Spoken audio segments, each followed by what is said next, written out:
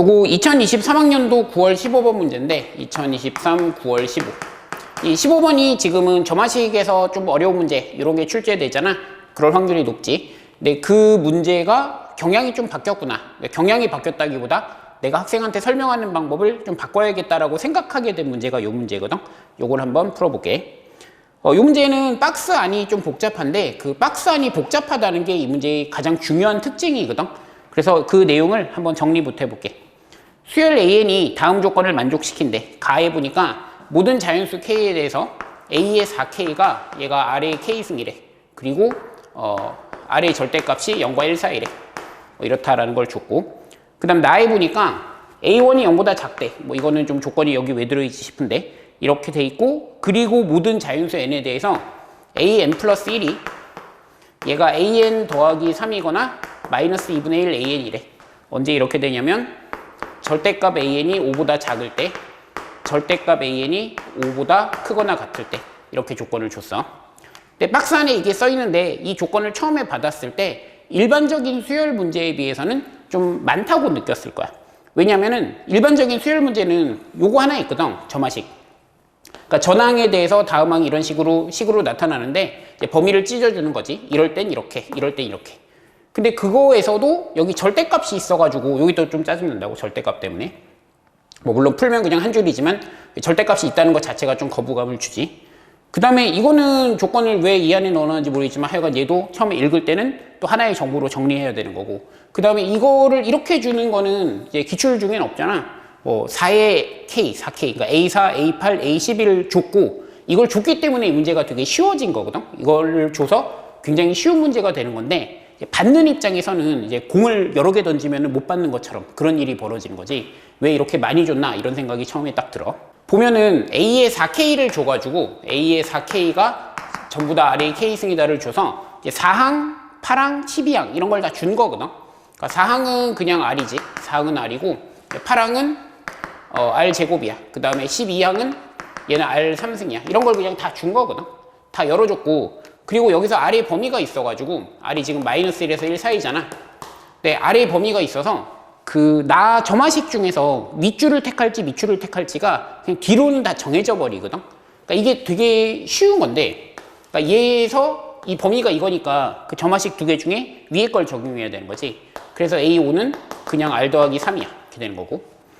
그리고 여기서 이 범위에 있으니까 R 더하기 3도 절대값이 5보다 작은 거거든. 그럼 6항으로 갈 때도 저마식 중에 위에 걸로 가야 돼. 이렇게 가야 되는 거지. 그러면 얘는 지금 마이너스 1에서 1 사이면은 6을 더하면 얘는 절대값이 5보다 커지는 거잖아. 그래서 이 경우에는 저마식을 밑에 걸로 가야 돼. A7은 얘는 마이너스 2분의 1 R 마이너스 3이야. 이렇게 돼야 되고. 얘 같은 경우는 지금 요 범위에서 보면 마이너스 2분의 1 하고 3 빼면은 얘는 절대값이 5보다 작은 거거든. 그러니까 여기서 A8은 뭐가 되냐면 3 더하는 거니까 마이너스 2분의 1 R 이렇게 될 수밖에 없다고. 그러니까 여기서 지금 이 범위를 주고 얘를 줬으니까 이게 지금 저마식 위에 걸로 갈지 밑에 걸로 갈지가 정해져서 이렇게 오고, 정해져 있고 정해져 있고 정해져 있다는 거지. 근데 그러면 이제 얘랑 똑같으니까 여기서 지금 R이 얼마? R이 마이너스 2분의 1이고, 그럼 이거를 아는 순간 이 4항 이유는 전부 다 결정된 거거든.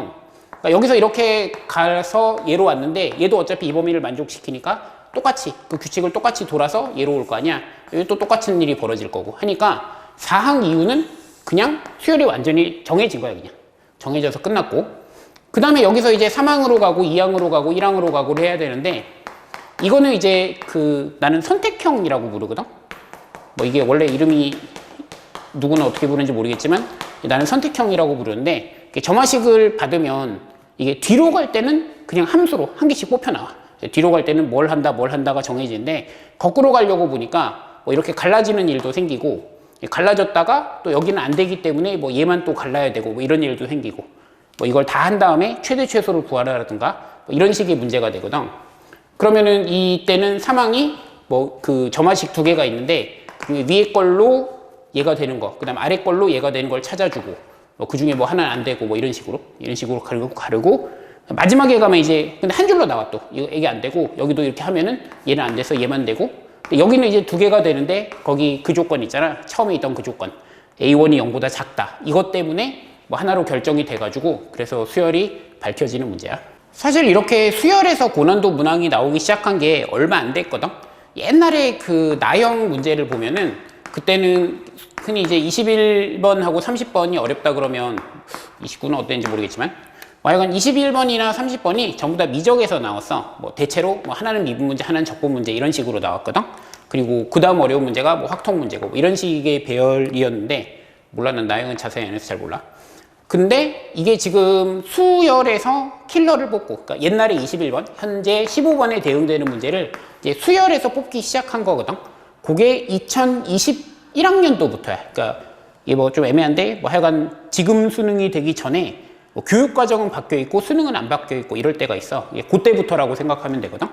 근데 이제 말하자면은 수열에서 킬러 문항이 나오기 시작한 거지. 근데 그러다가 이제 지금은 거의 점화식으로 자리 잡았다고 봐야겠지. 점화식이 아닌 문제도 있긴 있었어. 이게 2022학년도 수능에 보면은 여기에 삼각형에다 빈칸 문제를 만들어서 냈거든. 근데 그거는 내가 볼 때는 그 15번급의 수열 문제를 뽑기 어려웠던 거 아닐까 이런 생각이 들어. 이게 15번 문제가 그 만들 때 엄청 짜증나거든.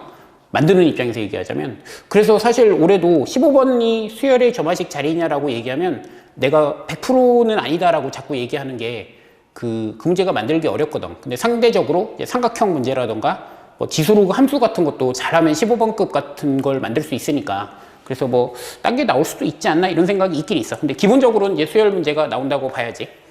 근데 이거를 옛날에는 얘를 설명하는 걸 내가 선택형이라 그랬어. 그러니까 15번이 이게 나온다라고 얘기할 수는 없지만 그래도 제일 가능성 높은 걸 얘기하라 그러면 이걸로 얘기했어. 이거의 가장 대표적인 문항이 그 예시 문항이야. 이게 수능 예시 문항 15번인데 요게 어떻게 돼 있냐면 이렇게 돼 있어.